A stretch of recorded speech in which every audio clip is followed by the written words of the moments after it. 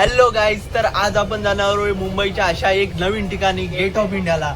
बाहेर खूप पाऊस पडतोय, तरी पण आपण गेट ऑफ इंडियाला आपण पावसाची एन्जॉय करण्यासाठी जाणार आहोत.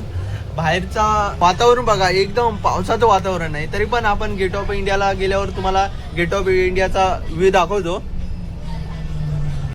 फायनली आपण गेट ऑफ इंडियाला पोहोचलेलो आहोत आणि पाठी आहे ते ताज हॉटेल आहे आणि समोर आहे तो गेट ऑफ इंडियाचा गेट आहे. आणि मुंबईमध्ये एवढा पाऊस पडतोय, सर्वकडे पाणी भरलेलं आहे, तरी पण आहे ना पब्लिक बघा किती आले इथे एन्जॉयमेंटसाठी.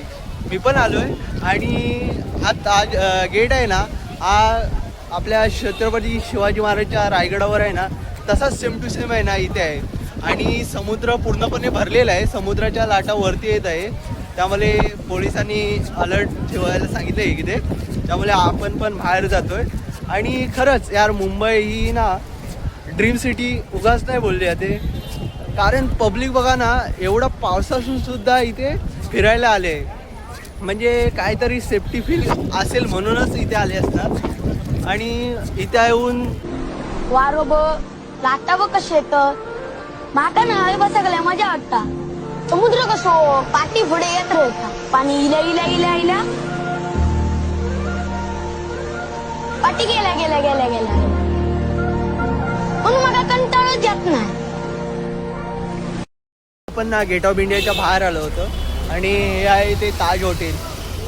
आणि त्या गेटने गेलो असतो, बट लाटा आहे ना एवढ्या उंच येत आहे त्यांना, कारण पाऊस चालू आहे, त्यामुळे तिथे अलाउड नाही करत.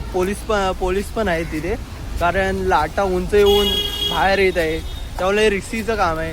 त्यामुळे सर्व पब्लिक आहे ना इथं रोडवरूनच फोटोशूट वगैरे करत आहे. तरी पण आपण जाऊन बघूया एकदा, लाटांचा आस्वाद घेऊया. हे बस पूर्णपणे ना समुद्र फुल भरलेला आहे, बघू शकता. आणि समोर आहे गेट ऑफ इंडिया आणि त्याच्याच बाजूला आहे ताज हॉटेल. खरंच यार खूप भारी वाटतं. आणि पोलीस पूर्ण अलर्टचा मेसेज देत आहे, आपण निघूया इथून. इथे आणि खूप भारी वाटलं इथे येऊन. तुम्ही पण एकदा इथे येऊन ना